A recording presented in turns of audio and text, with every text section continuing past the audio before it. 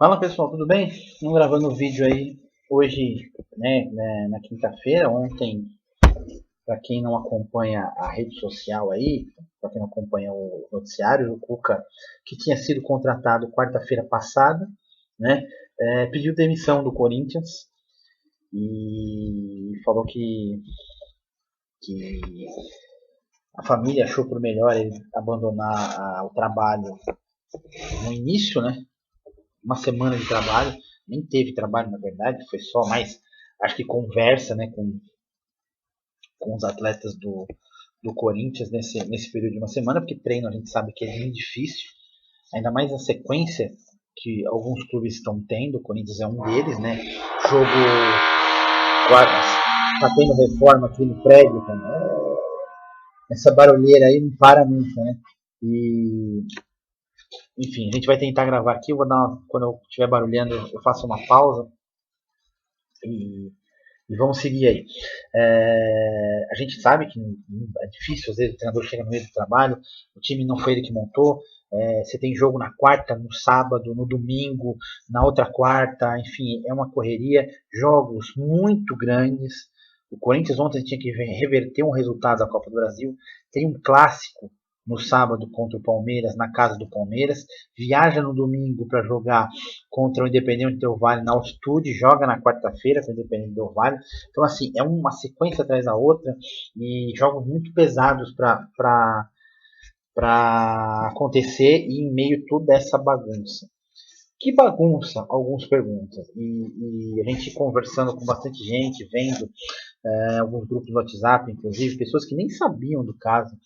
Falou, pô, não é possível, isso é verdade mesmo? É verdade.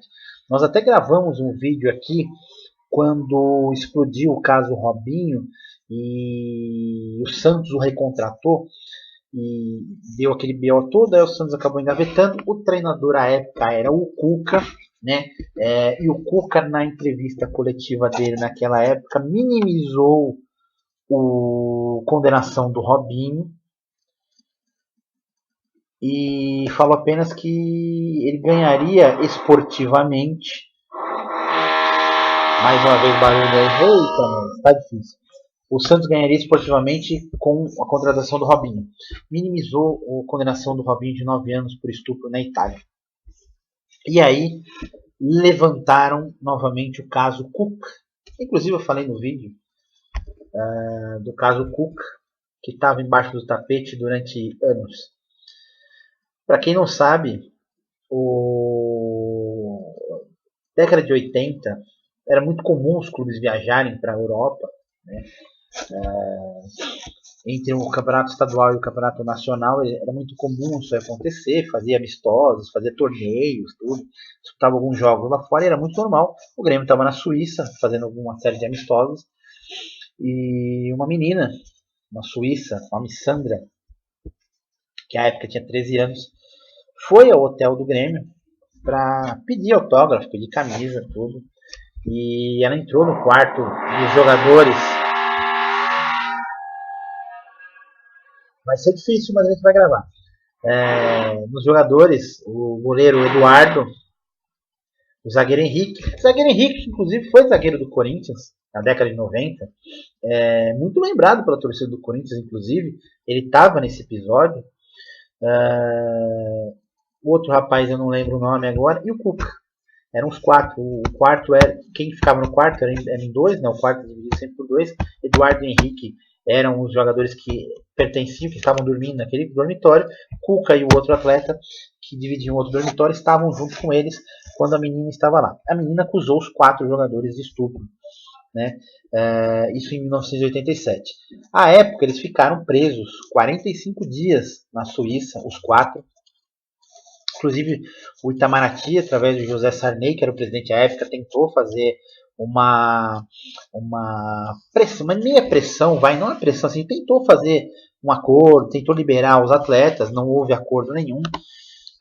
O Grêmio, inclusive, o vice-presidente na época, o Cacalo, ele é advogado, ele foi para a Suíça, para Berna, na Suíça, para fazer a negociação, tudo.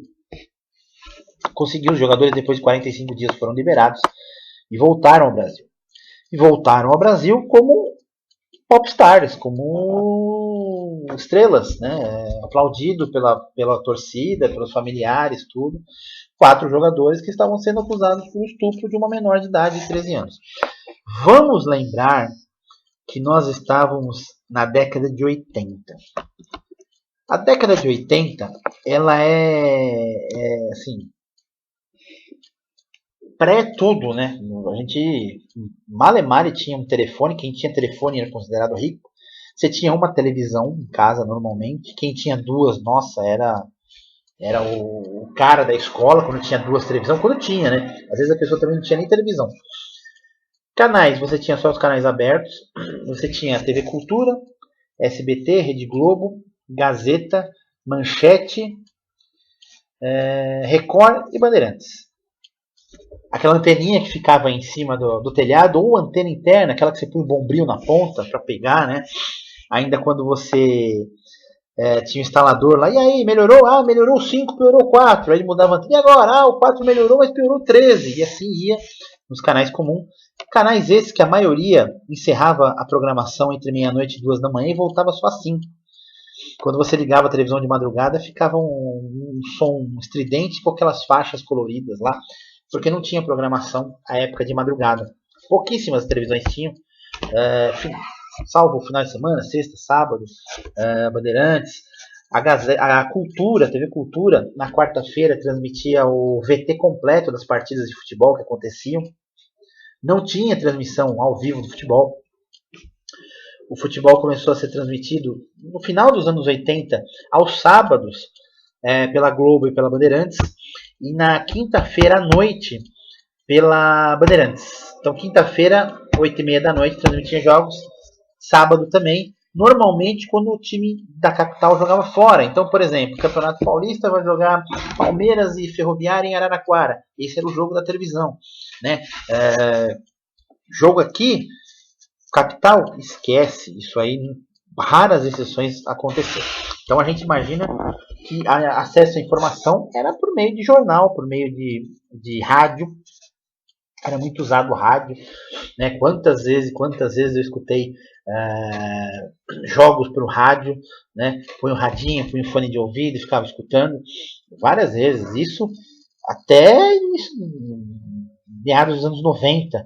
A partir do meio para o final dos anos 90 começou a ter um pouco mais de transmissão, criaram o pay-per-view, TV a cabo, então assim.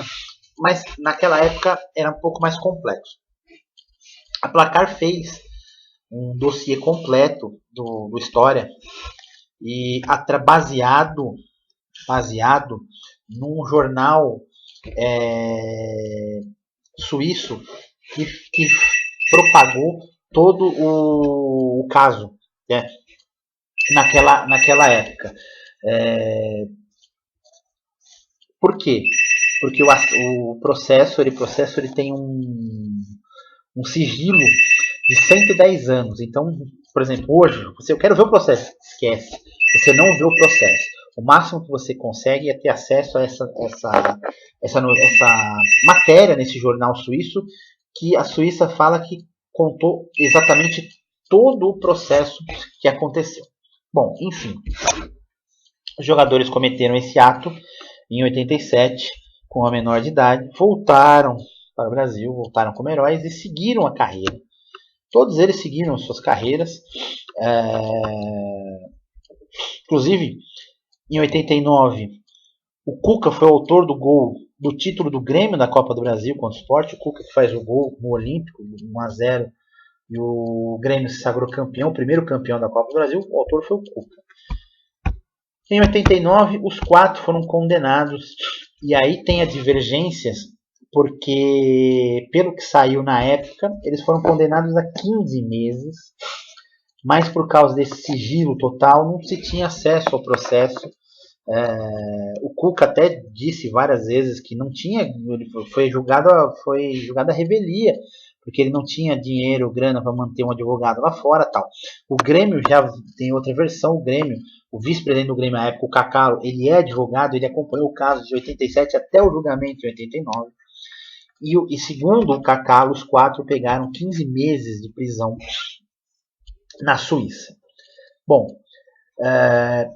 Regulamento aqui, né, leis nacionais, o Brasil não extradita nativos. Então, eles não seriam extraditados para cumprir pena na Suíça. Cumprir pena aqui no Brasil, eles não cumpriram, seguiram suas vidas. Eu falei, era uma época que não tinha tanto acesso à informação, você tinha acesso à rádio, ao noticiário, e era uma outra época. Era uma época, era crime, mas era mais liberado. Era um pouco mais liberado. E eu vou chegar o porquê disso daí, e eu vou citar outro exemplo, um exemplo famoso, inclusive, que quando veio a público esse caso, muita gente botou o dedo na ferida e falou, não, tem que prender o cara, ele tem que ser preso por estupro de vulnerável também. Um cara muito famoso, principalmente adorado pela aquela emissora da RGT, né? Endeusado, inclusive. Mas vamos colocar os fatos. Seguiu-se as carreiras deles. O Henrique veio jogar no Corinthians, jogou na Portuguesa, jogou no Corinthians. Teve grande destaque no Corinthians, o Henrique. O Cuca veio jogar no Palmeiras, jogou no Santos. Quem não se lembra do Cuca no Palmeiras em 92, cada gol que ele fazia o sinal de faixa, assim, para colocar a faixa. O Palmeiras vivia um jejum de títulos, né, a fase da fila. E ninguém falava. O Cuca chegava nos times, era apresentado e ninguém falava. O Henrique, ninguém lembrava que o Henrique tinha participado desse caso. Enfim, e teve grande destaque no Corinthians nessa época, né? Campeão paulista, campeão da Copa do Brasil, chegou à seleção brasileira. Depois desse caso aí do estupro na Suíça, ele foi campeão pan-americano com a seleção em 87, né? É um zagueiro que estava corriqueiramente no cenário nacional e sequer alguém citou isso daí. Bom, a vida de todo mundo seguiu, o fluxo seguiu, nunca mais se falou desse assunto, tudo isso foi colocado embaixo do tapete e as vidas seguiram e bola para frente. O Cuca vira treinador de futebol, dirige alguns clubes. Ele em 2003 está no Goiás. Quem não se lembra, em 2003 o Goiás era o último colocado no campeonato brasileiro de 2003. Faz um segundo turno absurdo. Se você contar só para o turno, o Goiás fez a segunda melhor campanha do retorno. Time do Goiás que tinha Fabão, que tinha Danilo, que tinha Grafite, que depois vieram jogar no São Paulo com o Cuca, contratado em 2004. O Cuca foi contratado em 2004 para o São Paulo. Levou o São Paulo até a semifinal da Libertadores daquele ano. Montou o time do São Paulo, que viria a ser campeão da Libertadores e Mundial em 2005. O Cuca foi o cara que montou toda essa estrutura. Ninguém. Silêncio absoluto sobre o caso de Berna. Deixa pra lá. Seguiram-se as vidas. O Cuca foi pro Botafogo, né? O Cuca nessa época era conhecido... Ei, barulhada, hein? Acho que o apartamento aqui de cima virou um queijo suíço. O Cuca, na época, era conhecido como o cara azarado. Era um cara que fazia excelente trabalho. O São Paulo, o time jogava muito bem. Fazia um trabalho muito magnífico, mas na hora do vamos ver, faltava. Chegou no Botafogo, fez a equipe do Botafogo jogar um futebol maravilhoso. Era um dos futebol mais bonitos, bem jogados na época, mas na hora de chegar na decisão, o Campeonato Carioca perdia para o Flamengo. Do brasileiro, liderava. Uma derrota, o time despencava. Isso em 2006, 2007. 2007, inclusive, ele foi mandado do Botafogo e 7 dias depois, uma semana praticamente, ele foi recontratado pelo Botafogo, só que o Botafogo não andou mais. São Paulo acabou sendo bicampeão naquela época. O Botafogo chegou a liderar o campeonato com 10 pontos de diferença para o São Paulo, que foi o campeão em 2007. Em 2008, o Cuca vai para o Flamengo. Né? O Cuca vai para o Flamengo e campeão carioca com o Flamengo. Mais um clube grande na carreira do Cuca. Ninguém. Silêncio absoluto. Vai para o Cruzeiro. Ninguém fala. Chegou no Atlético Mineiro de Ronaldinho Gaúcho, campeão da América. Aliás, ganhou um Carioca, ganhou um Mineiro, mas assim, foi o primeiro grande título da carreira do Cuca, 2013, aquele título da Libertadores da América. Cuca campeão da América. E o caso de 87? Nada. Nenhuma palavra da imprensa. Ele saiu do Atlético da maneira que saiu, e esse é um problema do Cuca. O Cuca é um excelente treinador, um baita, ele acerta time, ele sabe montar um time, só que ele tem problema com as peças, ele tem problema interno com os jogadores, e ele larga trabalhos no meio do caminho sem o menor problema. Ele larga e não tá nem aí, né? E sigam a vida cada um. Não, e o Galo fez isso aí, largou o time, foi para a China, ganhou um caminhão de dinheiro em 2014, 2015 na China, volta para o Brasil, chega no Palmeiras em 2016, né? Quem não se lembra, o Cuca no Palmeiras, tanto é que no primeiro clássico Corinthians e Palmeiras, o Corinthians, o atual campeão brasileiro, Corinthians do Tite, o Corinthians jogando muito bem e tal, aquele timado do Cuca, e o Palmeiras anulou o Corinthians e ganhou, e aí todo mundo dizia, a antítese do Tite é o Cuca. O Cuca é o cara que vai bater o Tite, é o cara que veio para brigar de frente com o Tite. Inclusive o Tite tinha sido campeão em 2012 na Libertadores, o Cuca em 2013. Então assim, o Tite foi campeão em 2015 brasileiro, o Cuca foi em 2016 com o Palmeiras, né? E ele chegou na semifinal contra o Santos, na Vila Belmiro, que o Palmeiras foi eliminado nos pênaltis, ele falou, nós vamos ser campeão brasileiro. E ele foi. Ele levou o Palmeiras ao título brasileiro depois de 22 anos. Alguém falou alguma coisa do caso de Berna? Silêncio absoluto. Ele sai do Palmeiras, volta pro Palmeiras. Em 2018, ele foi contratado daquela emissora lá, que transmitiu a Copa do Mundo, como comentarista. Quem quiser tá lá. Tem vídeos no YouTube de comentários dele, ele comentando jogos, ele participando de programa, fotos. Se quiser se procurar lá, Cuca naquela emissora, coloca a emissora, coloca o canal lá, que transmitia, tem foto dele. Ninguém falava absolutamente nada. Era um silêncio absoluto sobre esse passado dele. Ah, pessoas não sabiam? Esse meio todo mundo sabia. Quem é do meio sabia. Mas não interessava e não importava. Bom, enfim, seguiu-se a vida. Ele estava no Santos em 2020. Houve a pandemia, parou o processo de pandemia, tudo tal. E aí, até o vídeo que eu fiz do Robinho, o Robinho tinha sido condenado em segunda instância. Ia ser condenado em segunda instância. Agora não me recordo se ele já estava condenado ou ia ser condenado. Era evidente, ele estava inclusive na Turquia, voltou para o Brasil, porque se ele estivesse lá ele teria que ser extraditado, então ele voltou para o Brasil. Lembrando, o mesmo caso do Cuca e dos outros 3 jogadores do Grêmio, o Brasil não extradita nativos, então o Robinho não vai ser extraditado para a Itália para cumprir a pena dele. E aí o Santos contrata o Robinho, condenado por estupro. A torcida feminina do Santos caiu matando esse Santos. A imprensa caiu matando esse. Como o Santos faz uma coisa dessa? Falta de respeito com as mulheres, né? Aquela imprensa inflamada de sempre. Não acho que está errado, eu não sou advogado do Robinho, não sou advogado do Cuca. Ponto final. Só estou falando dos fatos e a encheção de saco que é. Aí vem a entrevista coletiva do presidente do Santos, explicando a situação. Que quando tinha sido contratado não era ele. Enfim, foi um embrólio danado. E o Cuca minimizou. Tem aí, quem quiser procurar a entrevista, tem. O Cuca minimizou a condenação dele em primeira instância. Ele falou que eu acredito que na época não tinha sido ainda a segunda instância, porque tinha tido a pandemia, tudo.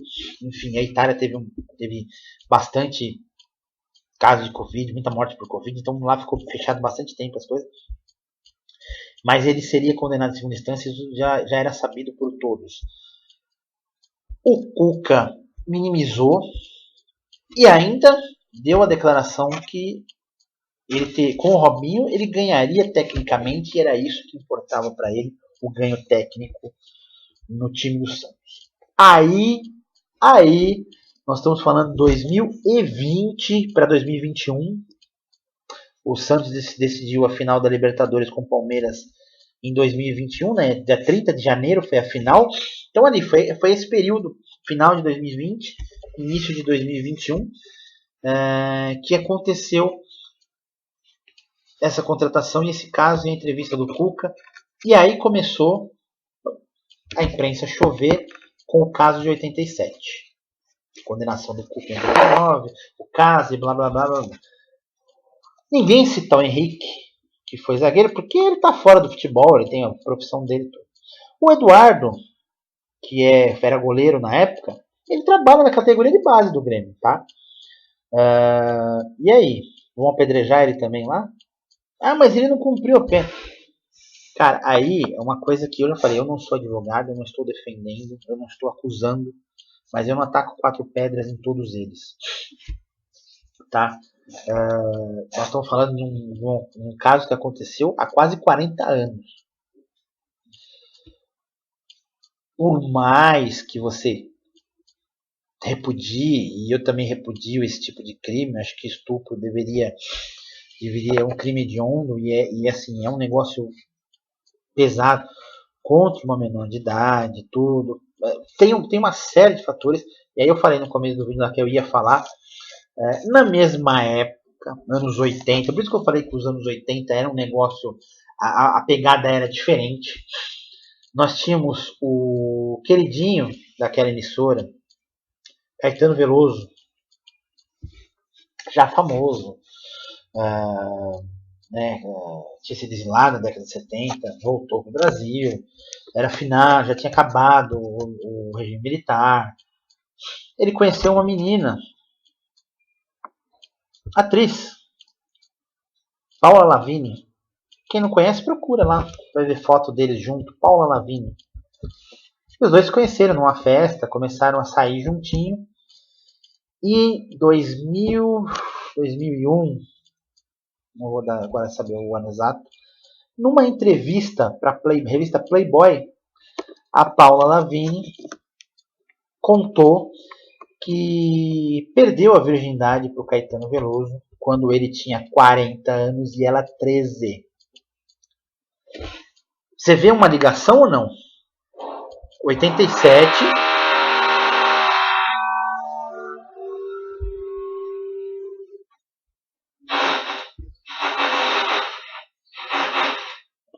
Tá virando queijo suíço esse apartamento aqui em cima. 1987, 4 jogadores do Grêmio. Dois tinham 20, 21 e o Cuca com 23 para 24 anos. Estupraram uma menina de 13 anos. Assim foi o processo, seguiu os processos. Se você olhar a legislação, naquela época e hoje, continua menor de 14 anos como vulnerável. Mesmo que tenha sido consensual, ela é vulnerável. Então, o Caetano Veloso cometeu um estupro contra uma menor de idade. Ah, mas ela quis. Por isso que eu falo, os anos 80 são diferentes da realidade de hoje, que a maioria aí desses lacradores que estão botando o dedo em todo mundo e apontando e acusando todo mundo, né? Nós temos o presidente da República condenado pela justiça e aí todo mundo aplaude. Pô, mas os crimes são diferentes. Concordo, eu já falei, eu não sou advogado, não estou defendendo o Cuca. Eu estou defendendo essa execração e esse pedrejamento público, que é ridículo. É ridículo, tá?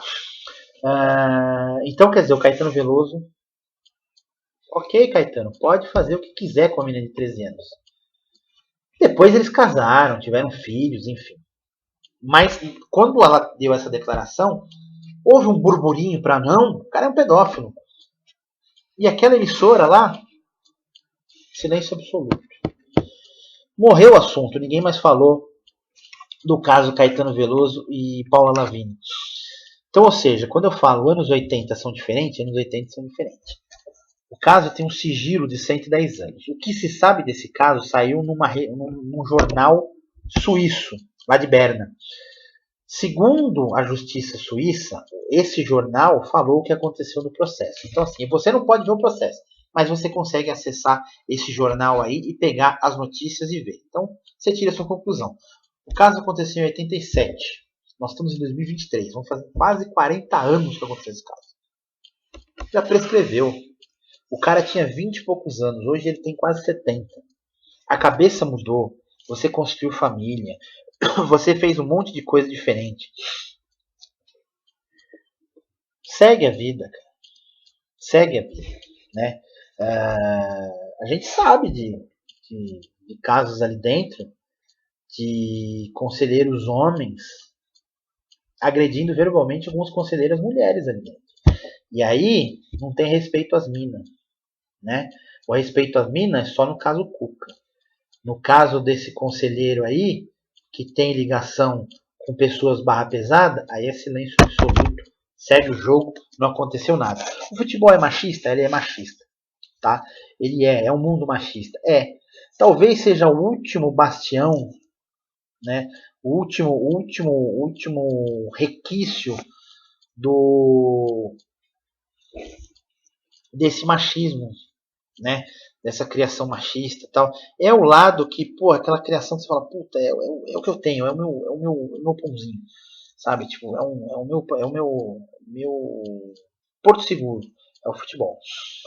E aí tá quebrando esses lá, tem algumas coisas quebrando, já mudou muito essa situação hoje em dia. Existe, lembrando que hoje a gente acostuma acompanhar a seleção feminina, a Marta, que é a Pelé do futebol feminino, inclusive vou falar isso daí em outro vídeo, o Pelé virou dicionário, né? Foi incluído no dicionário, nós vamos contar essa história, que é uma história belíssima. Então a Pelé do futebol feminino é a Marta, 6 vezes melhor do mundo. Houve uma época no Brasil que era crime mulher jogar futebol. Durante mais de 50 anos, era crime uma mulher praticar o futebol. Então, assim, por isso que eu falo, anos 80 era uma situação, século 21 é outro, a gente tem lacradora, você tem rede social, a gente tem acesso a... Com tudo isso, e eu sei que é verdade mesmo, nem todo mundo tem que saber de tudo, né? Acho que a gente não é dono da verdade, a gente também não tem que saber de tudo. Mas muita gente se surpreendeu com o caso Cuca. Falou, meu Deus, isso é sério. Eu falei, mas já foi. Mas é sério, é verdade? Isso não foi em um grupo de WhatsApp, foram em alguns. E todo mundo, não, mas é sério, isso é mentira. Não é verdade isso daí. Eu falei, é verdade. Não, eu não sabia disso. Mas ninguém é obrigado a saber, concordar, enfim. Já falei, eu não sou advogado, não estou defendendo A, B ou C, mas eu acho que foi uma execração pública e desnecessária. E assim, vai ter um prejuízo o Corinthians nisso, porque o time do Corinthians não é bom. Ah, mas tem jogadores bons? Sim, mas ele é um time que foi mal montado, tem jogadores muito velhos, ganhando muito dinheiro e que não conseguem jogar na intensidade que a maioria dos treinadores exige. Hoje futebol é intensidade total. E você não consegue jogar todos os jogos assim. Por isso que o Corinthians caiu muito e não consegue mais ganhar títulos, por causa da falta dessa intensidade. Porque jogadores de qualidade tem. Você tem o Paulinho que tem qualidade, você tem o Juliano que tem qualidade, você tem Renato Augusto que tem qualidade. Só que você tem 3 caras que têm problemas físicos. Você tem Fábio Santos que tem qualidade, mas ele já não é mais um menino, e para jogar na lateral precisa de muito vigor. E ele já não consegue mais. O Gil é um baita do zagueiro, mas assim, ele já não tem mais o vigor físico que tinha antes. Então isso desqualifica demais o elenco, porque aí o banco de reservas não tem o nível técnico desses caras. E aí cai no erro que todo clube comete quando você traz um ídolo de volta. Esse ídolo de volta às vezes não joga. O Corinthians trouxe 2, o Corinthians trouxe Balbuena e trouxe o Romero. E tecnicamente falando, eles estão muito abaixo. Pô, mas eles jogaram, sim, aquele ano eles jogaram muita bola, eles estavam muito acima da média, e eles estavam talvez no auge da forma física e técnica deles. E ali foi o máximo que eles podiam produzir. Eles não podem produzir mais aquilo, porque você tem um déficit físico, a idade vai chegando, tem uma série de fatores. E talvez eles não vão conseguir repetir aquilo. E aí o torcedor não entende, e eles chegaram ganhando muito dinheiro, eleva muito a folha. Saiu agora um dado, se eu não me engano, é o Corinthians é o quarto ou quinto elenco mais caro das Américas. Você imagina só um elenco desse porte fraco ser um dos mais caros das Américas. E o Cuca daria jeito nisso. Ele ia limpar o elenco, talvez não conquistasse títulos esse ano, mas ele iria limpar o elenco, ia moldar o elenco, ia colocar trazer as peças certas para a posição certa, mesmo quando eles estão endividados, mesmo os caras vierem jogar, e o Cuca saberia consertar esse elenco para o ano que vem voltar a ser forte. O Corinthians teve uma perda técnica nisso e é por culpa desses lacradores. Agora eu quero ver todos esses lacradores na porta daquela emissora falando que querem a execração do Caetano Veloso por ter violentado uma menina de 13 anos nos anos 80. Ah, mas ele não cometeu estupro. Sim, cometeu. Perante a lei ele cometeu. Ela queria, mas ele não podia ter feito aquilo com 40 anos de idade. Pior ainda, porque ele era mais velho que os jogadores do Grêmio quando cometeram esse ato lá na Suíça. Bom, enfim. Isso ainda vai dar muito pano para manga. O Cuca falou que já contratou um advogado criminalista para ver o processo. O processo tem um sigilo de 110 anos. Muito dificilmente ele vai conseguir reverter. Provável inocência dele, não sei. Mas eu acho que ele vai fazer uma caça às bruxas e vai processar quem o está execrando publicamente assim. Principalmente pessoas que trabalharam com ele em 2018 naquela emissora, na Copa do Mundo, que aí tudo bem, aí podia, aí era legal. Né? Aí agora veio o pessoal da lacração. Né? Bom, faz parte do mundo do esporte. Tá? A gente precisava desse vídeo, precisava fazer esse pequeno desabafo aí, porque é um caso difícil da gente entender, difícil da gente falar. Talvez eu até grave mais vídeos disso daí, porque vai dar muito pano para manga isso daí ainda. O Corinthians segue sem técnico, domingo enfrenta o Palmeiras na Arena, no Allianz Parque, né? Fora de casa. Não sabemos como que vai chegar. O Corinthians poderia chegar até mais animado, porque se classificou ontem, né? Conseguiu fazer o 2-0, jogando muito mal, mas fez o 2-0, ganhou nos pênaltis. O Cássio pegou um pênalti e ajudou a classificar o Corinthians para as oitavas de final da Copa do Brasil. Chegaria com um pouco mais de moral no clássico, né? Mesmo com toda essa pressão, mas enfim, o Cuca achou por melhor sair. E o Corinthians segue sem técnico. Não sabemos se o Lázaro vai aceitar ficar no banco de reserva ou se o Corinthians vai correr e contratar um treinador tampão aí, colocar outra pessoa de tampão para seguir, pelo menos para enfrentar o Palmeiras no sábado, porque já está 2 dias aí e é meio complicado. Citaram alguns nomes aí, por exemplo, Rogério Ceni. Eu acho muito difícil, tem muita resistência. O Rogério é um ídolo do São Paulo. O Rogério já deu uma declaração quando estava no Fortaleza, quando perguntado para ele, ele falou que seria muito difícil algum dos grandes de São Paulo procurar e seria muito difícil ele aceitar. Lógico que tudo vai mudando, tudo é muito cíclico. Acho que o clube que teria menos resistência do Rogério seria o Santos, mesmo sendo rival, não é um rival direto da cidade. Acho que ali ele teria menos resistência para assumir, e ali, se ele tiver um bom trabalho, a resistência fica menor em Palmeiras e Corinthians, mas Palmeiras e Corinthians seria muito difícil o Rogério Ceni virar treinador de um desses dois times. Tá? Mas a gente segue aí. Tem um corte no vídeo, vou ter que fazer uma ediçãozinha aí, né? Deu um problema aqui no aplicativo que a gente usa para gravar, mas a gente segue acompanhando os noticiários aí, tá? Eu não falei no começo, mas vou falar agora. Lembrando que quem não se inscreveu, não se esqueça, só se inscrever clicando aqui embaixo, ative o sininho, dê um like, ajude compartilhando nossos vídeos. Espero que vocês tenham gostado. Até o próximo vídeo.